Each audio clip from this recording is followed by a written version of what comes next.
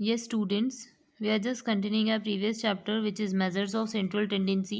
अब हमने बेटा theoretical portion पढ़ लिया है. Now we are going to discuss about the practical portion. So सबसे पहली चीज़ ये ध्यान रखनी है कि that measures of central tendency में आपको क्या निकालना आना चाहिए, क्या क्या आपको कैलकुलेट करना है. तो मीन, मीडियन एंड मोड, जैसा आपने थ्योरी में पढ़ रखा है. तो मीन को हम क्या बोलने वाले हैं, एक्स बार बोलने वाले हैं. क्या बोलने वाले हैं, एक्स बार बोलने वाले हैं. मीडियन को हम क्या बोलने वाले हैं, कैपिटल एम बोलने. एंड मोड भी denoted by Z.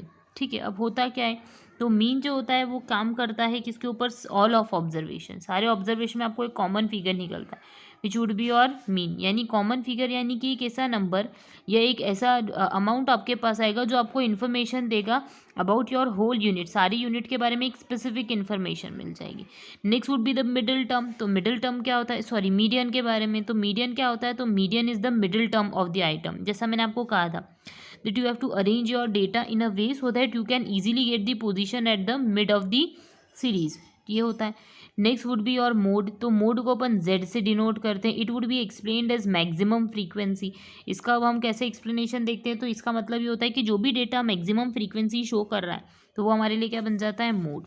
Now let's discuss कि अपन को पढ़ना कैसे. तो हमेशा याद रखिए it depends on your series. क्या आप इंडिविजुअल सीरीज़ फॉलो कर रहे हो, डिस्क्रीट कर रहे हो या कंटिन्यूस कर रहे हो.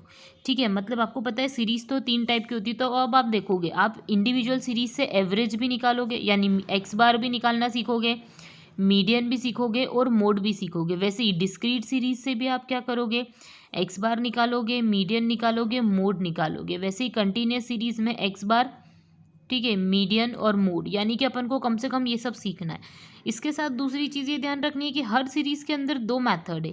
एक होती है हमारे पास शॉर्टकट मेथड होती है, ठीक है.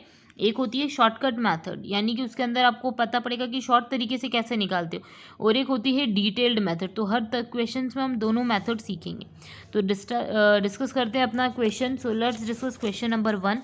जैसे आपको बुक में दिख रहा है क्वेश्चन नंबर 1 अपन जो अनसॉल्व न्यूमेरिकल्स है उनमें से स्टार्ट करते हैं. तो first question is that calculate the arithmetic mean. आपको अरिथमेटिक मीन निकालना है इन इंडिविजुअल सीरीज. तो the marks obtain by 10 students are in an examination. अब देखो हमको इन्फॉर्मेशन दे दी है मार्क्स की, मार्क्स दिए हैं 10 स्टूडेंट के. तो अब अपन को एक चीज़ समझ में आती है कि नंबर ऑफ ऑब्जर्वेशन कितने हो गए हमारे पास, 10. ये ध्यान रखिए.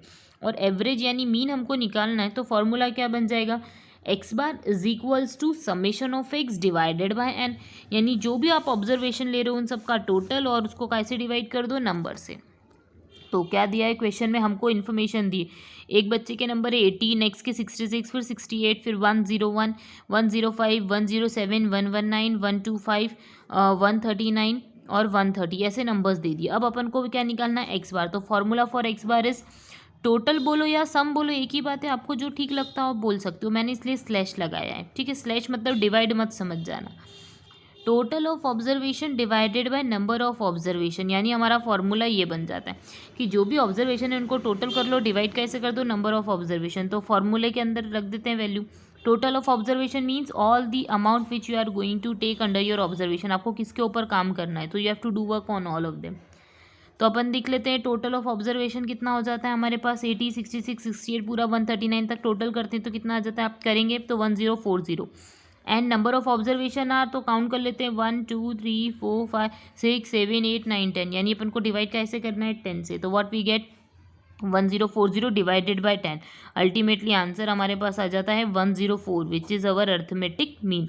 अब 104 आपको क्या डिफाइन करता है, जैसे आपको मैंने कहा था कि इंपॉर्टेंस वगैरह आप तब समझेंगे जब अपन प्रैक्टिकल करेंगे. तो देखिए 104 हमको क्या डिफाइन करता है, तो 104 हमको ये डिफाइन करता है कि जो भी आपके पास नंबर है ना, उस नंबर को आपको क्या करना है, उस नंबर को आपको ये पता पड़ता है कि 104 हमारे पास एक ऐसा नंबर है जो इन सब की हमको एक कॉमन फिगर देता है. दूसरी चीज़, इट डजेंट मीन कि हर इसमें 104 नंबर हो. देखो 104 ऑब्जर्वेशन में आया बट एवरेज में आया, बट क्या वो नंबर सीरीज़ में बिलोंग करता है, नहीं. यही चीज़ होती है कि आपको एक अप्रॉक्स बताता है कि अच्छा 104 मार्क्स एवरेज स्टूडेंट अटेंड कर लेते हैं या अचीव कर लेते हैं. अपन दूसरी मेथड सीखते हैं. अब देखते हैं क्वेश्चन नंबर 2. जो क्वेश्चन नंबर 2 देख रहे हैं बेटा वो जो है वो शॉर्टकट मेथड से कर रहे हैं. अपन कैसे कर रहे हैं, शॉर्टकट. देखो फर्स्ट अपने पास जो मेथड थी वो शॉर्टकट मेथड नहीं थी, अपन ने नॉर्मल मेथड से किया था, ठीक है. अब अपन शॉर्टकट मेथड कर रहे हैं. तो शॉर्टकट मेथड जो होती है वो क्या क्यों यूज़ होती है, तो देखिए शॉर्टकट मेथड इसलिए यूज़ करते हैं क्योंकि यहाँ पे ना कॉम्प्लिकेशन आते हैं। जब अपन डायरेक्ट मेथड लगाते हैं तो उसमें क्या होता है कॉम्प्लिकेशन। देखो मेथड दो होती है, एक डायरेक्ट होती है और एक शॉर्टकट होती है। तो शॉर्टकट मेथड जो उसमें काम आसान हो जाता है। तो हमको बोला है क्वेश्चन है कि वन नंबर ऑफ स्टूडेंट्स ये रखे, find out the arithmetic mean from the following by shortcut method. तो शॉर्टकट मेथड से अपन को निकालना है, तो अपन निकाल लेते हैं 1 पे 30। सेकेंड नंबर का स्टूडेंट के 38 मार्क्स है, मार्क्स दे रखे, तो 30 से लेके हमको 14 तक इन्फॉर्मेशन दे रखी है। मैं लिख देती हूँ, अपन लिख देते हैं। तो आपको दिखी इन्फॉर्मेशन, ठीक है। तो आप देख रहे हो कि जैसे आपको इन्फॉर्मेशन दिख ही रही है ना, तो हमको ये जो इन्फॉर्मेशन दे रखी है 1 से लेकर 10 तक स्टूडेंट का डेटा दे रखा है, यानी मार्क्स दे रखे। तो ये एफ नहीं है, इसको मार्क्स बोलते हैं। मैंने एफ लिख दिया, एफ मतलब फ्रीक्वेंसी होता है, ठीक है। ये मार्क्स है, हम रेक्टिफाइंग है, ठीक है। तो हमको मालूम पड़ गए क्या, मार्क्स मालूम पड़ गए। तो अपन ने मार्क्स लिख दिया 30, 38, 22, 12, ठीक है। ये हमारे क्या हो जाएंगे, मार्क्स हो जाएंगे। तो अब आपके पास एक काम ये होता है कि आप इन सबको टोटल कर लो। क्या कर लो, इन सबको टोटल कर लो और कैसे डिवाइड कर दो 10 से, तो आपके पास अरिथमेटिक मीन आ जाता है। बट इनको टोटल करना बहुत कॉम्प्लिकेटेड होता है। तो अपन एक कॉमन फिगर या एक कॉमन शॉर्ट ट्रिक लगाते हैं। शॉर्ट ट्रिक क्या आप इनमें से रैंडम बेसिस पे कोई नंबर सिलेक्ट कर लो। आप इनमें से नहीं करो, किसी और में से। जैसे आपने कोई मान लो रैंडम नंबर सिलेक्ट किया 2, तो कोई दिक्कत नहीं, आप 2 नंबर भी सिलेक्ट कर सकते हो। जो नंबर आपकी इच्छा हो आप सिलेक्ट करो। बट अपन अपना काम आसान करने के लिए क्या करते हैं, तो अपन इसी के अंदर से क्या कर लेते हैं, नंबर सिलेक्ट करते हैं। आपकी इच्छा हो आपको 1 सिलेक्ट करना है 1 करो, आपकी इच्छा हो 2 सिलेक्ट करना है 2 करो, जो आपकी इच्छा हो आप वो नंबर सिलेक्ट कर सकते हो। फिर आप क्या करो, तो ये आपके मार्क्स दे रखे, आपने इसमें से कुछ एक, अभी वैसे अपन क्या कर रहे हैं, अपन वही कर रहे हैं जो हमको सब अभी ट्रेंड में चलता है या करते हुए आते हैं लोग। तो इन्हीं में से कुछ ऑब्जर्वेशंस में से कुछ ऑब्जर्वेशन सिलेक्ट करना है, ठीक है। तो जस्ट अज्यूम मैं यहाँ पे क्या सिलेक्ट कर रही हूँ, 20। क्या सिलेक्ट किया मैंने, 20। तो कुछ नहीं है, आपने जो 20 सिलेक्ट करा उसको क्या कर दो, सब में से माइनस, ठीक है। यानी 30 में से क्या माइनस कर दो, 20। जैसे मैंने यहाँ पे लिख रखा है dx निकालना है, तो हमारा अज्यूम मीन क्या हो गया, अज्यूम नंबर क्या हो गया, अज्यूम करा हमने 20, तो a लिख देंगे अज्यूम्ड वैल्यू।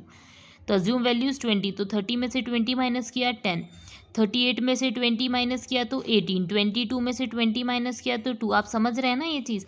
इन सब के अंदर से ये जो भी मार्क्स थे, मैं यहाँ ब्रैकेट में लिख देती हूँ कि जो भी मार्क्स थे उनमें से क्या माइनस कर दिया, 20, ठीक है। तो 12 में से माइनस किया 20 तो -8, 18 में से 20 तो -2, 20 में से 20 तो 0, 25 में से 20 माइनस किया तो 5, 15 में से 20 माइनस किया तो -5, 26 में से -20 किया तो 6, और 14 में से 20 माइनस किया तो -6। अब आपको दिख गया जो प्लस वाले नंबर है और कुछ नंबर माइनस वाले, तो जिन पे माइनस आ रहा है उनको पहले टोटल कर लो। 8, 2, 5 और 6, यानी 8 2 10, 10 5 15, 15 6, 15 और 6 6 5 11 21, ठीक है।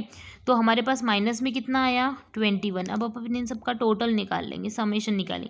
इधर 10 इधर 18, 10 और 18 28, 28 और 2 30, 30 के अंदर हम यहाँ पे जोड़ देते हैं 5, 35, 35 और 6 तो 41, कितना बन जाता है 41। तो आपको दिखा प्लस में कितना था 41, माइनस में कितना 21, एक प्लस है एक माइनस है, तो यानी होगा क्या, अपोजिट्स में हमेशा क्या करते हैं अपन, एक बड़ा है एक प्लस है एक माइनस है, तो अल्टीमेटली माइनस कर देते हैं। 1 1 0 4, 4 में से 2 गया 20, बट आंसर किसका आएगा, साइन किसका लगेगा, प्लस का, यानी +20।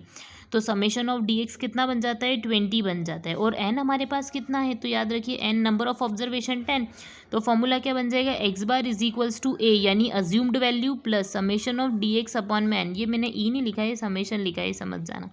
समेशन ऑफ dx अपॉन में n, तो a में अज्यूम क्या करा था हमने, तो 20, तो 20 तो रहेगा ही सही, प्लस 20 अपॉन में 10, 20 क्या था, तो समेशन ऑफ dx जो हमने यहाँ से लिखा था, तो 20 अपॉन में 10, 20 से 10 टर्मिनेट किया, कितना आया 2 आया कैंसिलेशन पे, तो 20 + 2 वुड गिव्स यू 22, यानी ये मेरे पास अर्थमेटिक मीन कितना बन जाता है 22। अब आप ध्यान रखिए कि ये मेथड क्यों यूज़ करते हैं, जस्ट बिकॉज अगर मैं आपको बोलूँ इन सबको आपको टोटल करना है, इन सबको आपको क्या करना है टोटल, तो इन सबको टोटल करोगे ना आप लोग, तो कितना आएगा अमाउंट पता है 2220, कितना आएगा 220।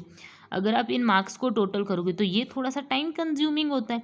तो अपन ने कहा एक काम करते हैं, ये डिजिट्स को क्या कर लेते हैं, ईजी बना लेते हैं, डिजिट्स को क्या बना लेते हैं, ईजी। तो अपन ने डिजिट्स को सिंपल या छोटा बनाने के लिए अपन ने क्या कर दिया, अज्यूम वाला कॉन्सेप्ट लेके आ गए, ठीक है। तो ये एक सेकेंड मेथड है जिसके थ्रू अपन ने सॉल्व किया। अब नेक्स्ट वीडियो के अंदर अपन सीखेंगे कि डिस्क्रीट सीरीज जो होती है उसके अंदर अपन कैसे अरिथमेटिक मीन कैलकुलेट करते हैं। ये इंडिविजुअल सीरीज थी, अब देखेंगे अपन नेक्स्ट वीडियो में डिस्क्रीट सीरीज। Thank you.